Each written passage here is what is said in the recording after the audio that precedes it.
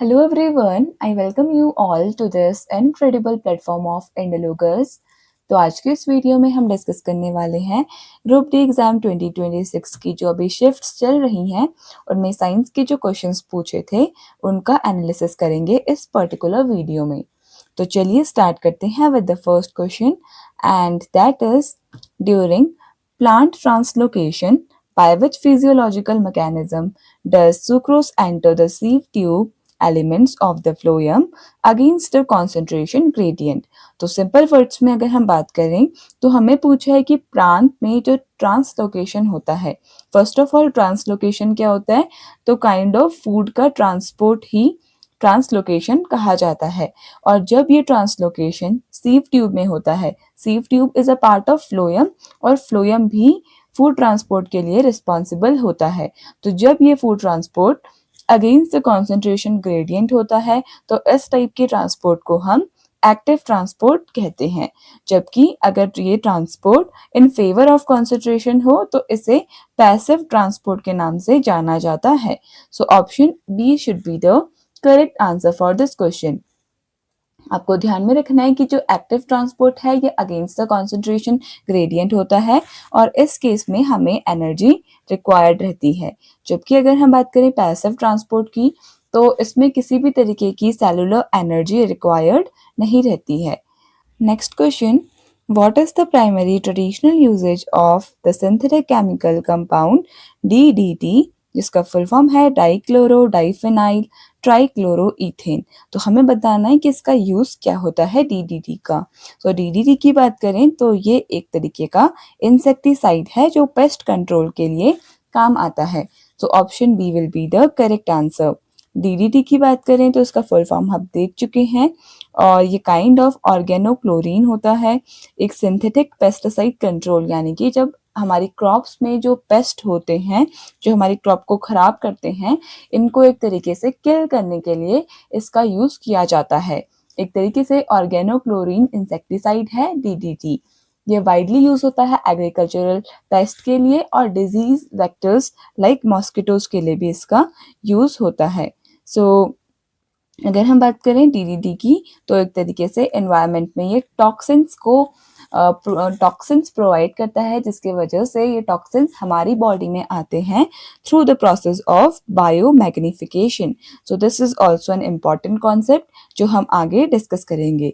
DDT किसी तरीके का फर्टिलाइजर या एंटीबायोटिक फूड प्रिजर्वेटिव नहीं होता है, इंस्टेड ये काइंड ऑफ इंसेक्टिसाइड है जिसका मेन काम सिर्फ पेस्ट को मारना है। Next question. J.J. Thomson's cathode ray experiment in 1897 widely led to the discovery of which fundamental subatomic particle? Correct answer will be option number C, that is electron। तो electron की discovery J Thomson ने की थी। Electron की जो discovery थी ये cathode ray experiment के थ्रू हुई थी 1897 में। और अगर हम बात करें प्रोटॉन्स की तो प्रोटॉन्स को अर्नेस्ट रदरफोर्ड ने डिस्कवर किया था। एंड न्यूट्रॉन्स की बात करें तो neutrons they were discovered by James Chadwick. Protons पे चार्ज की बात करें तो +1 होता है, इलेक्ट्रॉन्स में -1 और न्यूट्रॉन्स में 0 चार्ज होता है, यानी कि they are neutral in nature. और यहाँ पे हमें एक और ऑप्शन दिया है positron. So positron it was discovered by Carl Anderson. तो ये भी इंपॉर्टेंट है, क्या पता आपकी शिफ्ट में पूछ लिया जाए। What is the correct IUPAC name for a 3-carbon organic aldehyde compound represented by the chemical formula CH3CH2CHO? तो अगर हम बात करें यहाँ पे भी हमें क्लास 10th में जो हमने नॉमेनक्लेचर पढ़ा था उसी का कॉन्सेप्ट अप्लाई करना है। अगर हम बात करें हमें पूछा है कि 3 कार्बन का एल्डिहाइड है और उसका फॉर्मूला भी दिया है, तो हमें पता है कि 1 कार्बन का जो कंपाउंड होता है उसको हम मिथ करके दिखाते हैं, 2 कार्बन के इथ, 3 कार्बन का प्रोप, वैसे ही 4 कार्बन का ब्यूट, 5 कार्बन का पेंट, 6 कार्बन का हेक्स। तो इस तरीके से हम इसे डिनोट करते हैं। बात हमें यहाँ पे सबके आगे ही प्रोप दिया है तो हम डिफरेंशिएट नहीं कर सकते, लेकिन हमने पढ़ा था कि कीटोन्स के लिए ओन यूज होता है, अल्कोहल्स के लिए ऑल यूज होता है, इसका जो सिंबल होता है वो ऐसा रहता है कीटोन्स के लिए। अल्कोहल के लिए OH हाइड्रोक्सिल ग्रुप लगता है, जबकि जो हमारे एल्डिहाइड्स होते हैं उनके लिए अल लगता है, तो ये हो जाएगा प्रोपेनल। जबकि जो हमारा एसिड होता है कार्बोक्सिलिक एसिड COOH, इसके लिए प्रोपेनोइक एसिड इस तरीके से लगता है। तो option number C will be the correct answer. 3 carbon का है तो प्रोप, सिंगल बॉन्ड है तो प्रोपेन, और एल्डिहाइड है तो अल लगेगा, propanal. Option C will be the correct answer. Next question. In a terrestrial food chain consisting of grass, grasshopper, frog, and hawk, which organism will exhibit the highest concentration of toxic chemicals like DDT due to biomagnification? अगर हम देखें कि हमने देखा था कि biomagnification में जितने भी हमारे जो पेस्टिसाइड्स होते हैं, इंसेक्टिसाइड्स होते हैं, सिंपल भाषा में देखें तो टॉक्सिन्स होते हैं वो हमारी बॉडी में एंटर करते हैं। फॉर एग्जांपल अगर हम कोई क्रॉप ले रहे हैं जिसमें काफ़ी ज़्यादा अमाउंट में पेस्टिसाइड्स यूज़ किए गए हैं, और वो क्रॉप को सपोज कोई हैन खाती है और उस हैन को सपोज ह्यूमन बींग्स खाते हैं, तो ह्यूमन बींग्स में सबसे ज़्यादा अमाउंट में टॉक्सिन्स प्रेजेंट रहेंगे, क्योंकि धीरे धीरे ये ह्यूमन बींग्स में अकुमुलेट होते रहेंगे। तो हम देख सकते हैं कि जो सबसे ऊपर सबसे हाईएस्ट पोजीशन पे, जो हाईएस्ट ट्रॉपिक लेवल पे जो ऑर्गेनिज्म प्रेजेंट रहता है, उसकी बॉडी में जो टॉक्सिन्स का कॉन्सेंट्रेशन रहता है सबसे ज़्यादा रहता है। So option number D, hawk will be the correct answer for this question. So DDT एक fat soluble, ये fat में soluble रहता है, and it cannot excrete out of our body. Therefore जो highest trophic level पे organism present रहता है उसमें highest concentration रहता है, because और इस process को क्या कहते हैं, biomagnification कहते हैं। फूड चेन में इस इंक्रीज इन कॉन्सेंट्रेशन को बायोमैग्निफिकेशन कहा जाता है। Next question, what is the primary anatomical purpose of the human heart being divided into 4 chambers? तो हमने लास्ट वीडियो में भी देखा था 4 चैम्बर्स में ब्लड को क्यों डिवाइड करते हैं, बिकॉज जो हमारा ब्लड है वो सेपरेट हो सके, ऑक्सीजनेटेड और डीऑक्सीजनेटेड ब्लड एक दूसरे से सेपरेट हो सके, और यहाँ पे वेल्स भी प्रेजेंट रहती हैं ताकि ब्लड रिवर्स डायरेक्शन में ना फ्लो हो। सो अगर हम ऑप्शंस देखें, to allow blood to bypass the lungs completely, not so relevant option, to prevent mixing of oxygenated and deoxygenated blood, this will be the correct answer option B. तो जो human heart है उसमें 4 chambers रहते हैं, जहाँ पे 2 आर्टरिया और 2 ventricles present रहते हैं। They separate oxygen rich blood from the carbon rich blood, और यहाँ पे जो वेल्स होती हैं ये ब्लड को यूनिडायरेक्शनल यानी कि एक डायरेक्शन में फ्लो होने का एक तरीके से मीडियम प्रोवाइड करती हैं wells. So next question discuss कर लेते हैं, and that is according to Newton second law of motion, जो है F is equals to ma, if the mass of a moving object is doubled while its acceleration remains constant, what happens to the net force acting on it? तो basically हमें यहाँ पे Newton का second law भी दिया है और कहा है कि जो मास है वो हो जाता है 2m। तो हम देख सकते हैं न्यूटन का लॉ होता है F is equals to ma। अगर हमें बोला है कि मास डबल हो गया यानी मास 2m हो गया, तो हमारा जो नया फोर्स है वो F डैश है, मास की जगह 2m रखेंगे, और एक्सेलरेशन के बारे में बताया है कि वो कांस्टेंट है, यानी कि एक्सेलरेशन चेंज नहीं हुआ है। तो इस केस में एक्सेलरेशन a हो जाएगा, और हम देख सकते हैं कि जो हमारा F डैश है it is nothing but 2 times of F। तो यहाँ पे फोर्स हमारा डबल हो गया, तो option number C will be the correct answer. तो न्यूटन का सेकेंड लॉ ऑफ मोशन कहता है rate of change of momentum, जहाँ पे मोमेंटम होता है mv, और यहाँ पे जो m है मास और v है वेलोसिटी, और न्यूटन के सेकेंड लॉ पे जो a है that is nothing but acceleration. So force is directly proportional to mass according to this particular law. Force directly proportional mass के और acceleration के रहता है। So this is Newton's second law of motion जो change in momentum की बात करता है। Next question. Why do aqueous solutions of strong acids like HCl and strong bases like NaOH conduct electric current?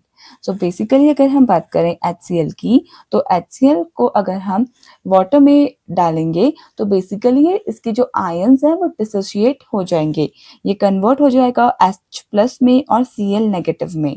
Likewise अगर हम बात करें NaOH की, तो NaOH एक स्ट्रॉन्ग बेस है और ये भी डिसोशिएट हो जाएगा अपने मोबाइल आयंस में, लाइक Na+ और OH नेगेटिव में ये कन्वर्ट हो जाएगा। तो जो ये आयंस होते हैं ये फ्रीली मूव कर पाते हैं इनसाइड द सॉल्यूशन। और देखिए ये अब फ्री मोबाइल चार्जेस हैं और फ्री चार्जेस क्या करते हैं, इलेक्ट्रिसिटी को कंडक्ट करते हैं।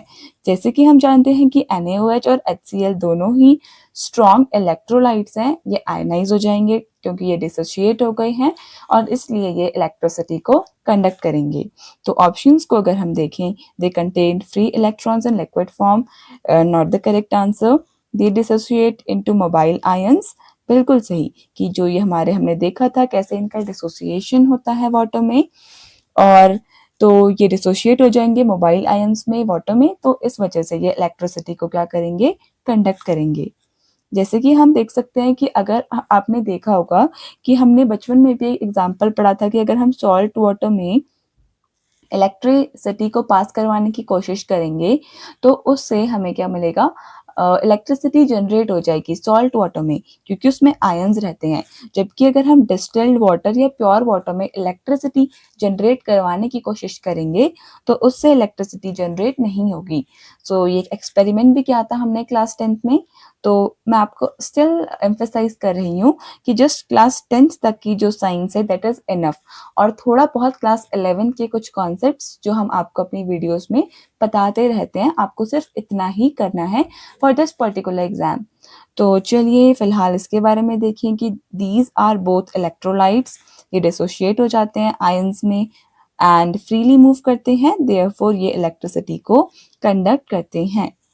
Next question, which strategy represents the most effective measure to mitigate biomagnification of persistent pollutants in an ecosystem? तो हमें बताया है कि जो बायोमैग्निफिकेशन जो मैंने आपको बताया था उसमें उसको कम करने के लिए हम क्या चीज को यूज कर सकते हैं। लाइक हमने देखा था कि DDT जैसे जो टॉक्सिन्स होते हैं ये किसी भी तरीके से खत्म नहीं किए जा सकते हैं। सो इस केस में हम इनका कम यूज करें, यही इसका एक परफेक्ट सॉल्यूशन बनता है। ऑप्शंस को देखें, सो option A is increasing the pollution of the top predators, ये बिल्कुल गलत है। Minimizing the chemical pesticide usage and adopting biopesticide and organic farming, ये थोड़ा बहुत सही ऑप्शन है कि जो केमिकल पेस्टिसाइड्स हैं इनके यूज को कम कर देना और जो बायो पेस्टिसाइड हैं यानी कि जो कम्प्लीटली ऑर्गेनिक पेस्टिसाइड्स हैं उनके यूज को प्रमोट करना। नेक्स्ट है adding neutralising chemicals directly into the water bodies, बिल्कुल गलत, क्योंकि वाटर बॉडीज में डालेंगे तो वाटर यहाँ पे पॉल्यूट होगा।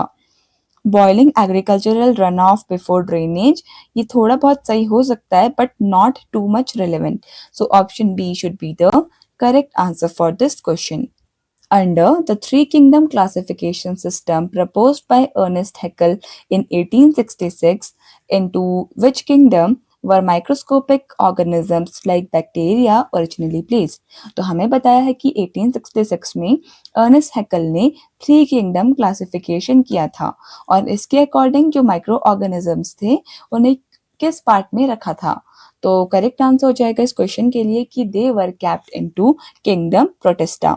Option D will be the correct answer. अगर हम बात करें टू किंगडम क्लासिफिकेशन की, तो two kingdom classification was done by Carolus Linnaeus और यहाँ पे प्लांट्स और एनिमल्स में डिवाइड किया था जिन्हें हम प्लांटे और एनिमेलिया कहते हैं। फिर बात करें थ्री किंगडम क्लासिफिकेशन की, तो यहाँ पे जो हमारे ऑर्गेनिजम्स थे they were divided into Plantae, Animalia and Protista. Then comes the four kingdom classification जहाँ पे प्लांटे, एनिमेलिया, प्रोटिस्टा और मोनेरा में इनको डिवाइड किया गया था। तो चलिए नेक्स्ट क्वेश्चन डिस्कस कर लेते हैं। Which type of animal tissue forms the protective outer layer of skin lines internal organs and aids in epithelial repair during the wound healing?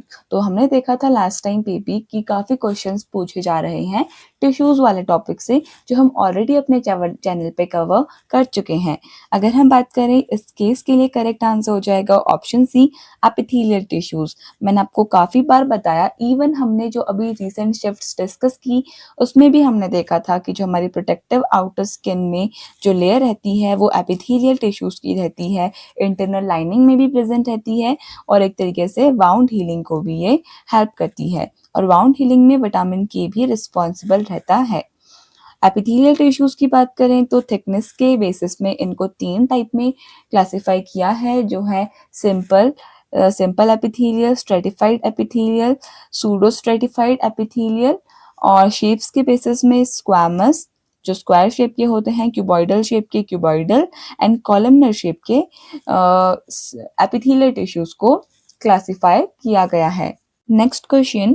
What are the main chemical products formed when hydrogen gas H2 acts as a reducing agent on sulfur dioxide SO2 at high temperature? तो अगर हम बात करें sulphur dioxide की, इसको जब हम H2 के साथ रिएक्ट करेंगे तो क्या बनेगा? सबसे बड़ा जो कैच है इस क्वेश्चन का दैट इज कि H2 एक रिड्यूसिंग एजेंट है।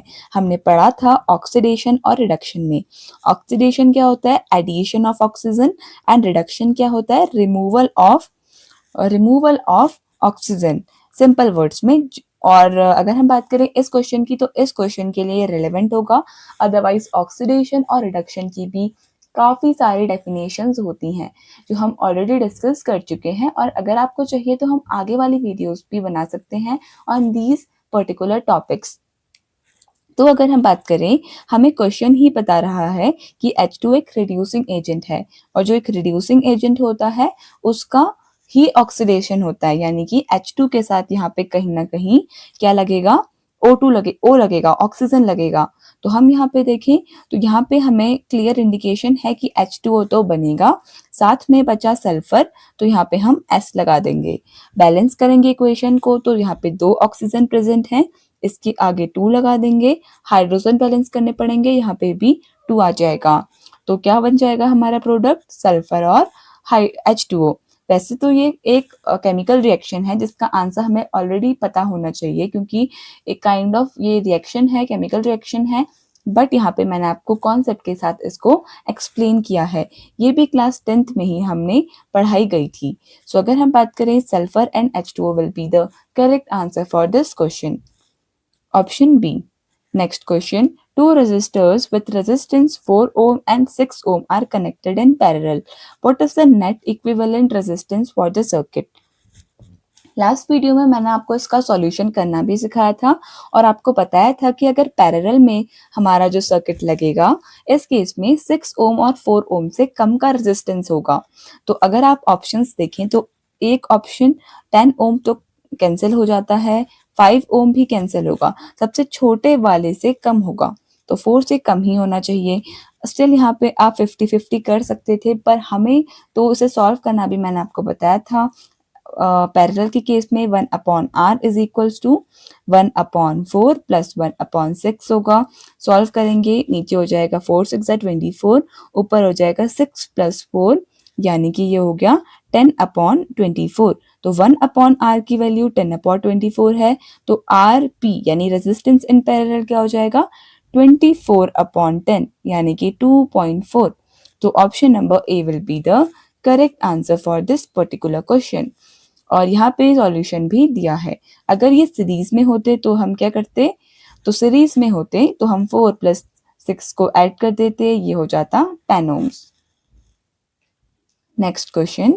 When equimolar aqueous solutions of hydrochloric acid HCl and sodium hydroxide NaOH are mixed together, what is the chemical nature of the resulting solution? तो देखिए जो HCl है ये हमारा स्ट्रॉन्ग एसिड है, जो NaOH है ये एक स्ट्रॉन्ग बेस है।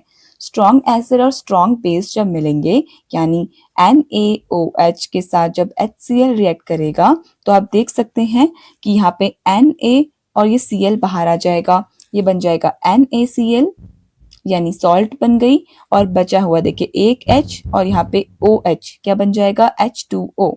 तो ऑप्शन नंबर सी होगा इसके लिए करेक्ट आंसर, क्योंकि यहाँ पे हमारी सॉल्ट बनी है, सॉल्ट के साथ वाटर बना है। ये भी हमारा कॉन्सेप्ट हमने डिस्कस किया था, बस यहाँ पे उसका एप्लीकेशन हमसे पूछा है। तो देखिए जो हमारा न्यूट्रल पीएच होता है उसका 7 होता है, न्यूट्रल जो हमारा सॉल्यूशन होता है उसका पीएच 7 होता है। तो ऑप्शन सी इसके लिए सही आंसर हो जाएगा। एसिडिक होता तो जो हमारा पीएच होता वो 7 से कम होता और बेस में 7 से ज्यादा होता। Next question, Which statement accurately defines a chemical decomposition reaction?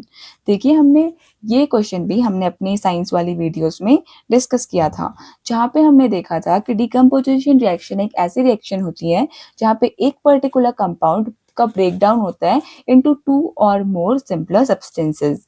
जैसे अगर हम बात करें कैल्शियम कार्बोनेट की, इसका डिकम्पोजिशन कब होता है, हीट के प्रेजेंस में होता है, और ये बन जाएगा कैल्शियम ऑक्साइड CaO, और कार्बन डाइऑक्साइड यहाँ पे रिलीज होगी। तो आप देख सकते हैं कि एक एलिमेंट का ब्रेकडाउन हुआ दो एलिमेंट्स में, दो कंपाउंड्स में, सॉरी, एक कंपाउंड का ब्रेकडाउन हुआ 2 कंपाउंड्स में। तो ये होती है हमारी डिकम्पोजिशन रिएक्शन। सो यहाँ पे 2 or more reactants combine to form a single product, ये बिल्कुल गलत है, क्योंकि ये एक तरीके की रिवर्स हम डिकम्पोजिशन का रिएक्शन कह सकते हैं। लाइक अगर हम बात करें H2 और O2 की, तो ये दोनों मिलके क्या बनाएंगे, H2O। तो ये एक तरीके की क्या होगी, कॉम्बिनेशन रिएक्शन। सो ये कॉम्बिनेशन रिएक्शन का डेफिनेशन है। The next one is a single reactant breaks down into 2 or more simpler substances. This will be the correct answer for this question. Option B. Next question. An object is placed 20 centimetre in front of the convex lens. जहाँ पे U दिया है हमें -20 centimetre. Its real image is formed on the other side of the lens at 30 centimetre. जहाँ पे V हमें दिया है 30 centimetre. What is the focal length of the lens? तो बेसिकली हमें यहाँ पे लेंस फॉर्मूला लगाना है, जो न जाने हम हर साइंस की वीडियो में डिस्कस करा है। अगर लेंस फॉर्मूला आया तो मैंने आपको मिरर फॉर्मूला बताया, मिरर फॉर्मूला आया तो मैंने आपको लेंस फॉर्मूला भी बताया। सो यहाँ पे लेंस फॉर्मूला लगेगा 1/f is equals to 1/v minus 1/u।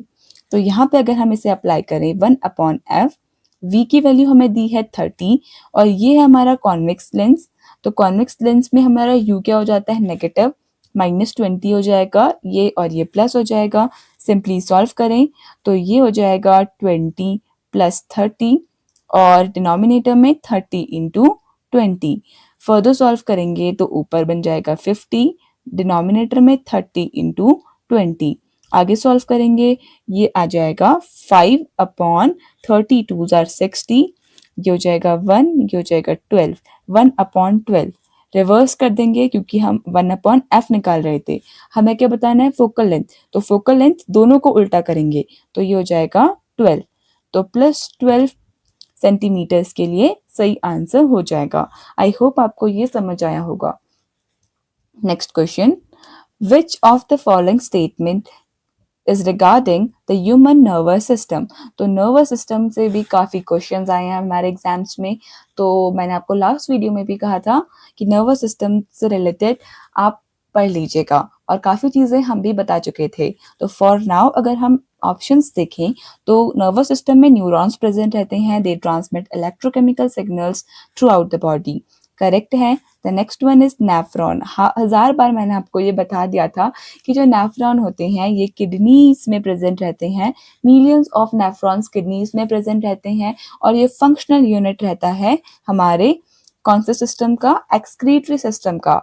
तो ये बिल्कुल गलत आंसर हो जाएगा, और हमें इनकरेक्ट ऑप्शन ही पूछा है। सो option B will be the correct answer. और आगे है ब्रेन और स्पाइनल कॉर्ड, ये भी हमने, ये क्वेश्चन मैंने आपको बताया था हमारे साइंस वाले वीडियोस में, जहाँ पे साइंस के PYQs और साइंस के MCQs हमने डिस्कस किए थे। मैंने आपको CNS is equals to brain और स्पाइनल कॉर्ड करके भी बताया था। तो अगर आपने वो वीडियोस नहीं देखे हैं तो आप स्टिल रेफर कर सकते हैं, उनसे क्वेश्चंस आ रहे हैं एग्जाम्स में।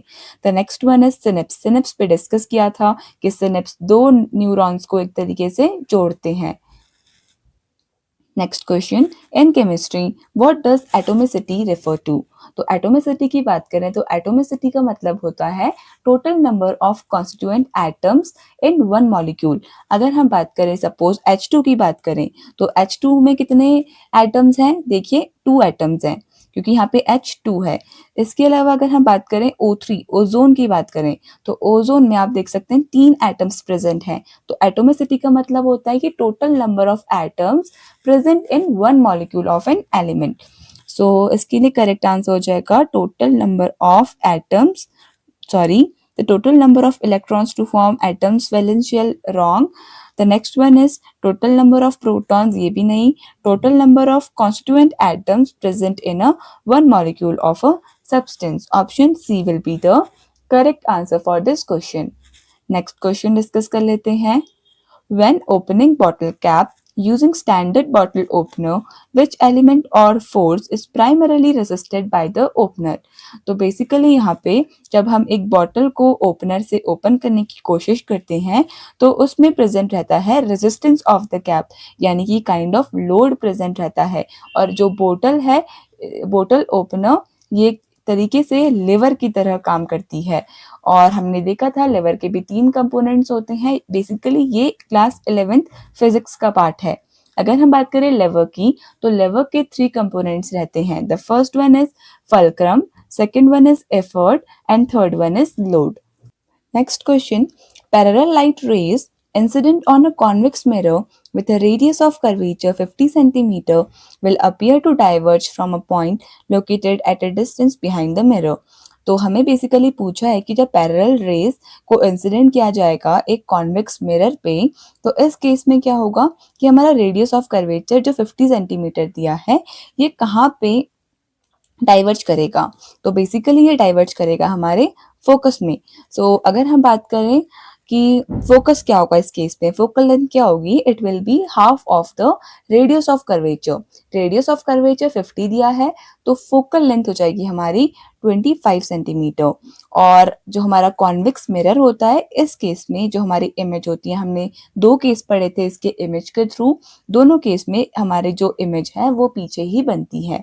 सो करेक्ट आंसर हो जाएगा 25 centimetre behind the mirror.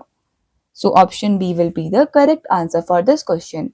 Next question, which of the following represents the correct natural and scientific sequence of water cycle on earth?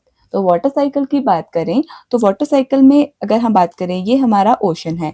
Ocean से सबसे पहले जो वाटर है ये इवेपोरेट होगा।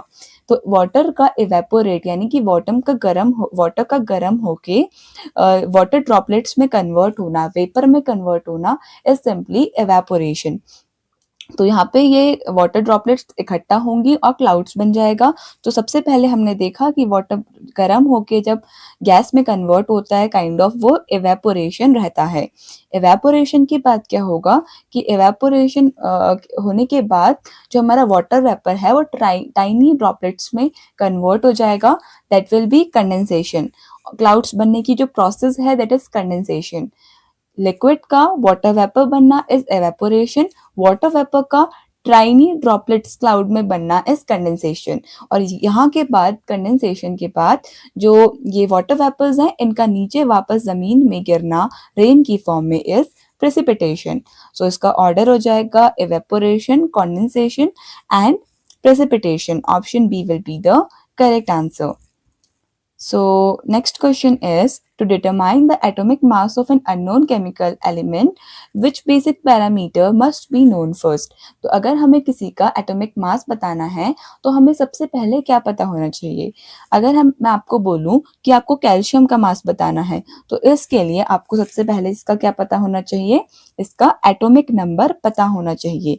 सो बॉइलिंग पॉइंट तो काफी इररिलेवेंट है, electron affinity still not relevant. अगर हम बात करें वैलेंसी ऑफ द एलिमेंट तो वैलेंसी भी काफ़ी सारी एलिमेंट्स की सेम हो सकती है, तभी भी हम नहीं बता सकते कि ये कौन सा एलिमेंट है। तो इसके लिए करेक्ट आंसर हो जाएगा कैल्शियम। अगर हम बात करें सोडियम की तो सोडियम की जो वैलेंसी है वो भी 1 रहती है, जबकि अगर हम बात करें पोटेशियम की तो ये भी 1 रहती है। तो हम बता नहीं सकते कि वैलेंसी से कौन सा एलिमेंट है। जबकि हमें अगर एटॉमिक नंबर पता हो, लाइक ऑक्सीजन का 8 होता है, तो इसकी वजह से हम इसका मास बता सकते हैं, क्योंकि हम इसमें प्रेजेंट न्यूट्रॉन्स को और प्रोटॉन्स को बता सकते हैं, जो हो जाएगा total 16 units. So atomic number identifies the number of protons, और एटॉमिक मास क्या होता है? Number of protons and number of neutrons. क्योंकि अगर इसका एटॉमिक नंबर 8 है, तो इसके नंबर ऑफ प्रोटॉन्स भी कितने होंगे? 8, और बचे हुए हो जाएंगे neutrons. So option D will be the correct answer. Next question. Why is inert nitrogen gas flushed into sealed bags with potato chips? ये भी हमने डिस्कस किया था। हमने डिस्कस किया था कि जो हमारे पोटैटो चिप्स होते हैं, इसमें हमारी इनर्ट गैसेस यूज होती हैं। इनर्ट गैसेस क्या करती हैं? किसी भी तरीके से केमिकल रिएक्शन नहीं करती हैं विद द सब्सटेंस जिसको हमने रखा हो। तो ऑप्शन बी इसके लिए सही आंसर हो जाएगा कि it displaces oxygen and prevent oxidation of fats and oils. क्योंकि जो हमारा नाइट्रोजन होता है, ये इनर्ट होता है नेचर में, और ऑक्सीजन को क्या करेगा? ये हटा देगा, डिस्प्लेस कर देगा। और विदाउट नाइट्रोजन जो हमारा ऑक्सीडेशन हो जाएगा हमारे फूड का और फैट का, यही ऑक्सीडेशन रेंसिडिटी के नाम से जाना जाता है, जो काफी इंपॉर्टेंट कॉन्सेप्ट है। सो नाइट्रोजन क्या होती है? ये एक तरीके से एक्सटेंड करती है shelf life of the food packets.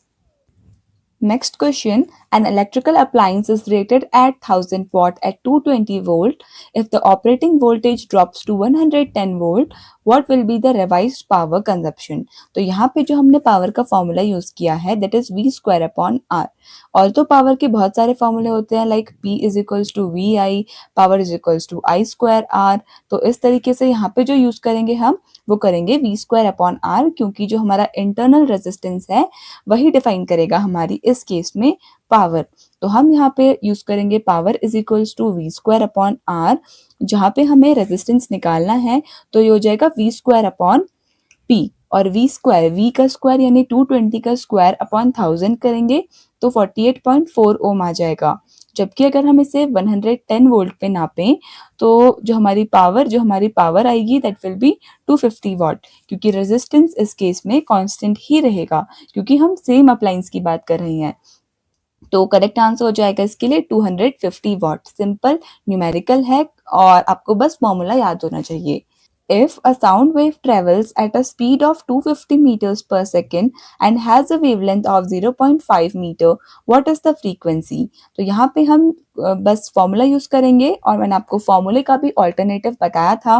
Like अगर हम बात करें distance, speed is equals to distance upon time. यहाँ पे जो हमारी स्पीड है वो हमें कितनी दी है? 250 मीटर पर सेकेंड। और मैंने आपको ये भी बताया था कि फ्रीक्वेंसी क्या होती है? 1 upon time.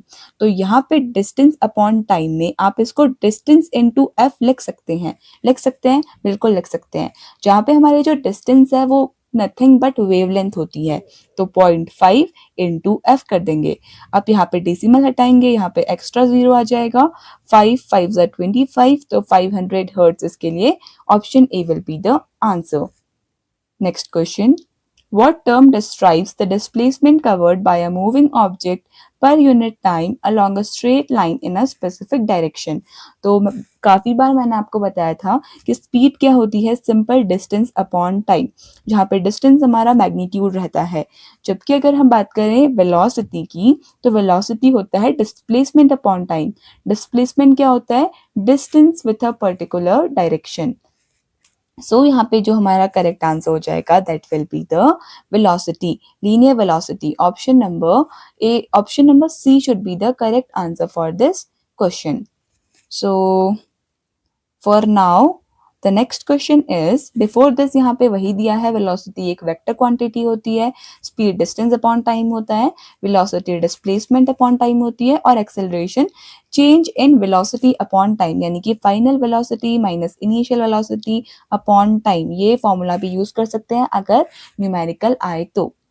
Next question discuss कर लेते हैं, and that is, according to Fleming's right hand rule which direction is correctly represented by the four finger, यानी कि इंडेक्स फिंगर। तो जो हमारा फ्लेमिंग का राइट हैंड रूल होता है, उसके अकॉर्डिंग जो हमारा थंब होता है वो तो डिफाइन, हमारी 3 फिंगर्स यूज होती हैं, थंब फिंगर, फोर फिंगर यानी इंडेक्स फिंगर, और मिडिल फिंगर। और ये तीनों एक दूसरे की परपेंडिकुलर रहती हैं। और यहाँ पे जो थंब है वो फोर्स दिखाता है, फोर फिंगर मैग्नेटिक फील्ड दिखाती है और मिडिल फिंगर इंड्यूस्ड करंट के डायरेक्शन को दिखाती है।